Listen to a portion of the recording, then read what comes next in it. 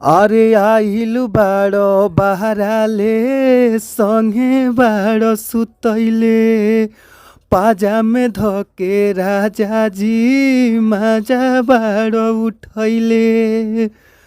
अरे आइलु बाड़ो बहराले संगे बाड़ो सुतैले पाजा में धके राजा जी माजा बाड़ो उठैले।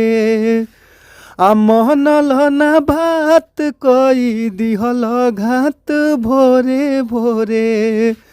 आ महनल ना बात कई देल घात भोरे भोरे।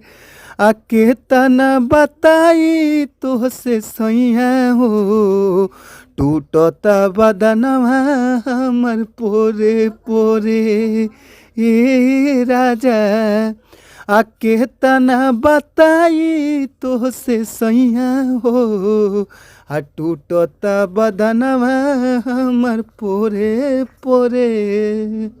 तो जी हाँ ये भैया, आप सब कैसन बानी जाइए भैया।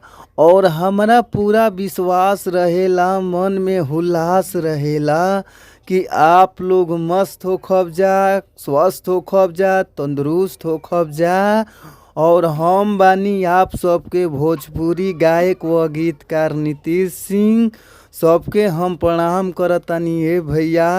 आपन आशीर्वाद न हमरा ऊपर बनौले रही जा, काहे से कि रउए सबके आशीर्वाद हमरा ऊपर चाहिए भैया।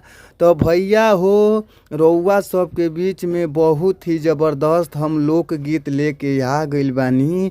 पति पत्नी की मैटर बा ये भैया, जैसे कि मर्द मेहरारू के ऊपर गाना बा ये भैया। तो भैया हो, आशा ना बल्कि पूरा विश्वास रहेला कि अगर ये गाना के रउआ सब अच्छा से म्यूजिक बनवा के अच्छा से स्टूडियो में गायकी क के रिकॉर्ड क देतानी जा, तो हमरा पूरा भरोसा बा कि सॉन्ग ज़रूर बाजी, ये गाना ज़रूर बाजी। तो भैया अगर रउआ सब अच्छा गावतानी जा, अच्छा बजावतानी जा, फिर भी रउआ सबके अच्छा मैटर नइखे मिल पावत, तो रउआ सबके घबराए के ज़रूरत नइखे न। अच्छा मैटर पावे खातिर हमारी यूट्यूब चैनल के सब्सक्राइब कर लीजा, जौना यूट्यूब चैनल के नाम बाटे भोजपुरी संगीत लिरिक्स। तो आप लोग हमारी यूट्यूब चैनल के सब्सक्राइब कर के न घंटी के बेल आइकन ज़रूरे दबा लीजा। काहे से कि घंटी के बेल आइकन दबा लेब जा तो कौनो भी गाना या वीडियो अपन चैनल के माध्यम से छोड़तानी तो सबसे पहले नोटिफिकेशन रउआ सबके सामने पहुंच जाइए भैया।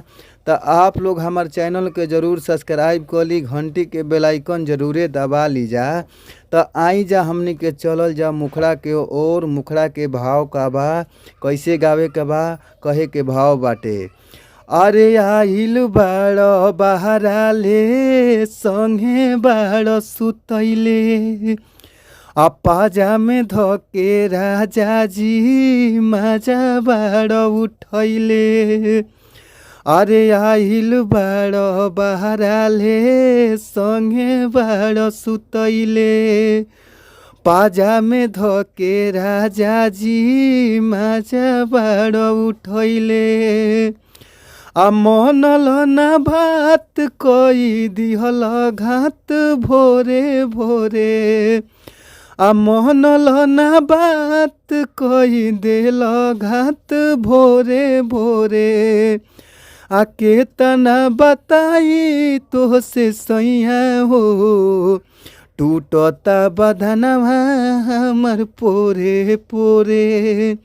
अरे केतना बताई तोहसे रजबू हो टूटता कमरिया हमर पोरे पोरे। तो भैया अगर ये मैटर अच्छा लगता तो फुल सॉन्ग लेवे खातिर स्क्रीन पर नंबर बा, नंबर नोट कर लीजा 98 350 77 203। एक बार और नंबर नोट कर लीजा ये भैया 98 350 77 203। तो आप लोग नंबर पर ज़रूर कॉल करी जा। कॉल कैला पर बहुत ही कम से कम चार्ज में रहुआ सबके सॉन्ग मिल जाई। तो फिर मिलल जाई नेक्स्ट वीडियो में, यानी अगला वीडियो में। तब तक खातिर thank you, bye bye, so much, धन्यवाद।